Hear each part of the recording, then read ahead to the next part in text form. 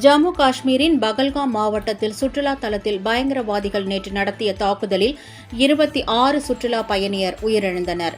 பகல்காம் மாவட்டத்தில் உள்ள பைசரன் பள்ளத்தாக்கு பகுதியில் உள்ள நீண்ட பசுமையான புல்வெளிகள் காரணமாக அப்பகுதியில் எப்போதும் சுற்றுலா பயணியர் நிறைந்து காணப்படுவது வழக்கம். இந்த நிலையில் நேற்று பிற்பகல் 3 மணி அளவில் வழக்கம்போல் பைசரன் பள்ளத்தாக்கு பகுதியில் சுற்றுலா பயணியர் குவிந்திருந்த நிலையில் ராணுவ சீருடையில் வந்த பயங்கரவாதிகள் சுற்றுலா பயணியர் மீது கண்மூடித்தனமாக துப்பாக்கியால் சராமாரியாக சுட்டனர். இந்த கொடூர தாக்குதலில் சுற்றுலா பயணியர் 26 பேர் உயிரிழந்தனர். மேலும் 17க்கும் மேற்பட்டோர் காயமடைந்தனர். தகவல் அறிந்து வந்த மீட்பு படையினர் காயமடைந்தோரை மீட்டு மருத்துவமனையில் சேர்த்தனர்.